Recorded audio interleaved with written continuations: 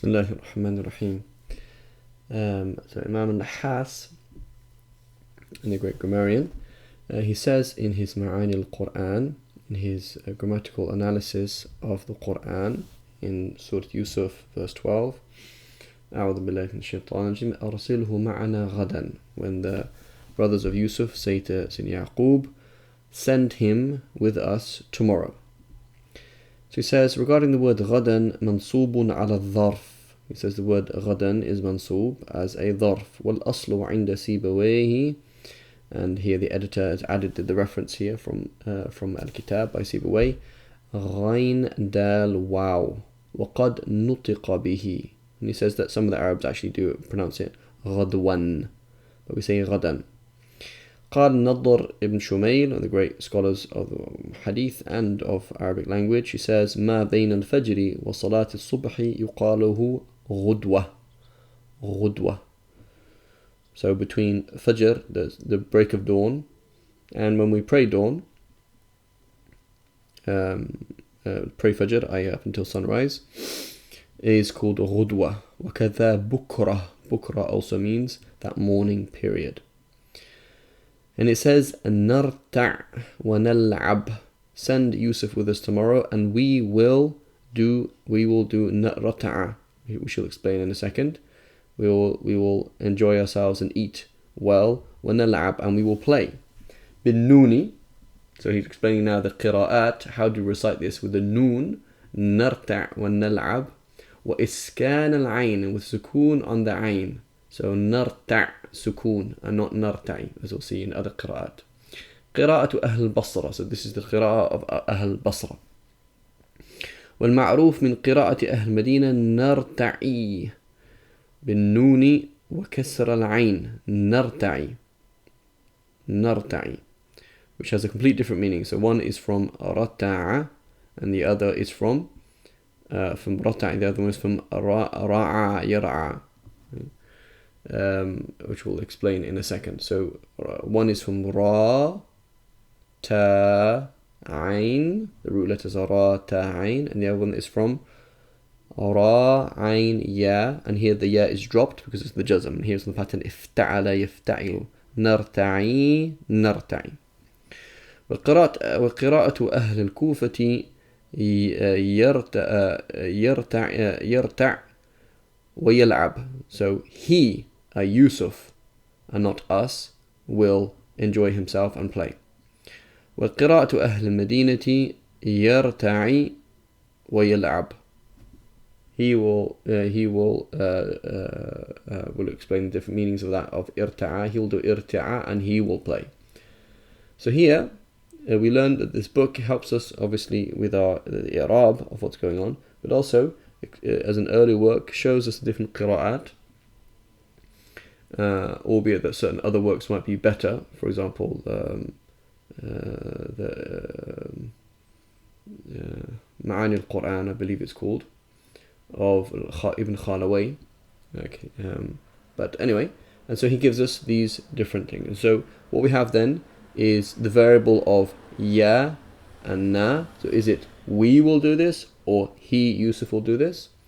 And is it yarta'i or narta'i or yarta'? Is it that he will, the two different words there? And also we'll look at the different meanings as well of irti'a.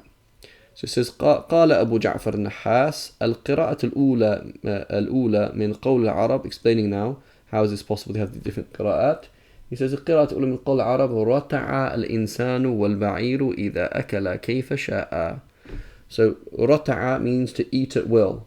A person or an animal, when they go and eat at will, that's called رتع. So he'll go and do as he wills and have fun, right? إلا أن معمرا. So he says, well, the general meaning is eating. He says, but we find Ma'mar ibn Rashid, the great muhaddith, narrating for Qatada ibn Di'ama, saying that yarta'i means, or yarta'u means yas'a, right? And in reality, this is not a linguistic explanation, this is a tafsir. He's saying here the sense of he'll eat at will, meaning he'll run around at will. He'll be free to do whatever he wants. Let him come out with us and he will have fun outside. قال أبو جعفر أخذه, where did he take it from, where did he understand it from? من قوله إنا ذهبنا نستبق, is that we went running. Right? لأن المعنى نستبق في العدو إلى غاية بعينها. We were running, we were racing each other to a particular point. Right? And so then the sense is that while we're running, he'll have fun. And he'll run after us perhaps.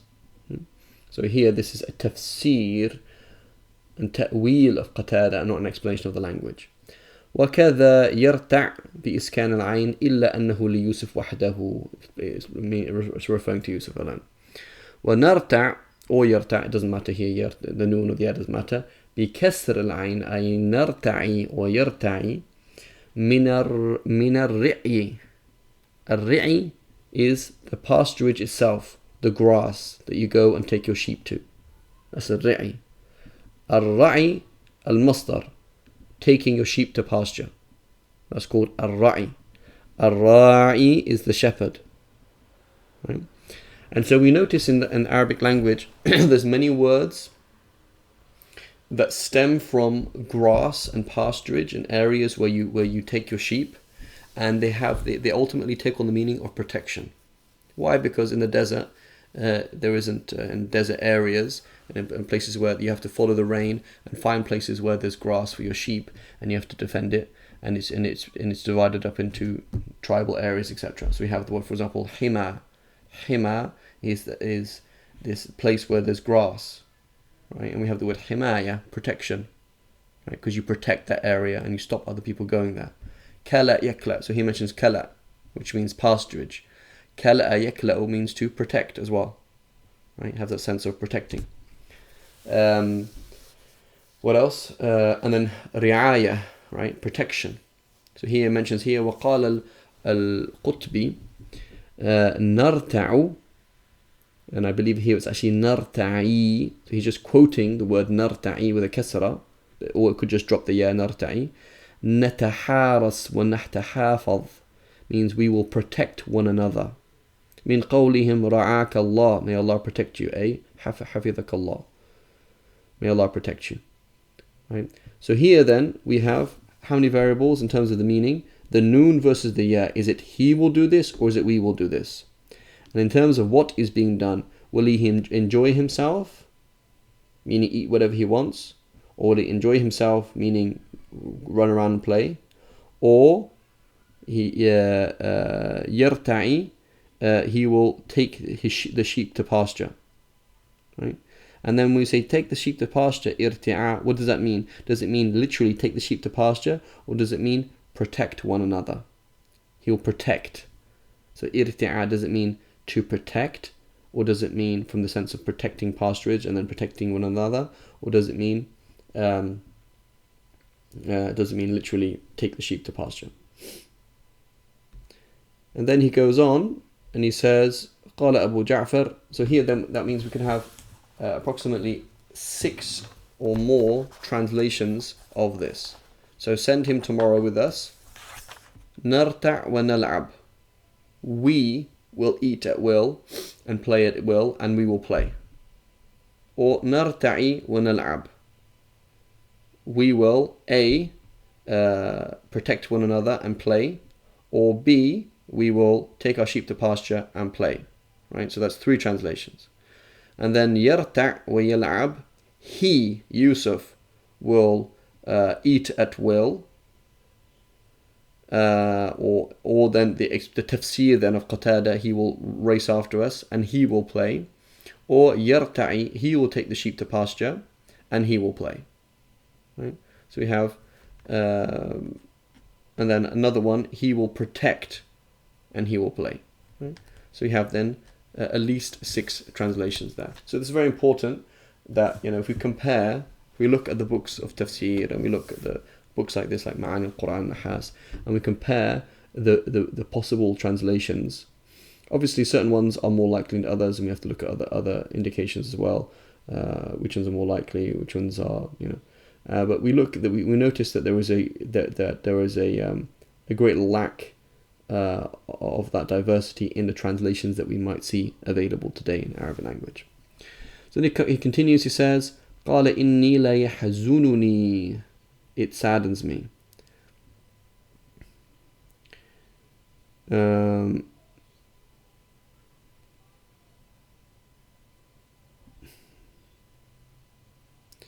قال إني لا يحزنني, it saddens me. And he says,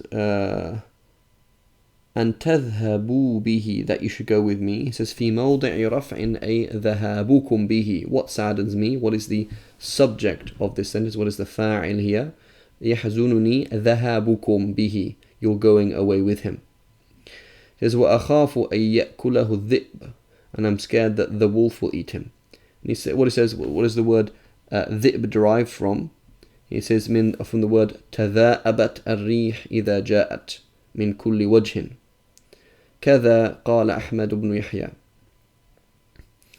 And he says, what is the word ذئب? It's called ذئب because it comes from every direction, like a pack of wolves, right, coming from every direction. And you say تذاءبت الريح, the wind came from all sorts of directions, blustering from both sides. He says, thus, what said Ahmad ibn Yahya. And Allahu Alam, usually it's the opposite, right? Is that the root letters, the root core meaning is more simple. So rather, perhaps it was that the wind behaved like a wolf. So dhi'b is the primal meaning, and then you say that the wind behaved like wolves in that it came from different directions. That's usually the case. It is قال والذئب مهموز أنه يجيء من كل وجه. It's dhi'b. You say dhi'b with a hamza because it comes from every single direction. وروى ورش عن نافع الذيب بغير همز لما كانت الهمزة ساكنة وقبلها كسرة فخففها فصارت ياء, right, which is just a valid morphological way of saying things. بئس and بيس, ذئب and ذيب. Right. Then he mentions the times, and we'll stop there inshallah.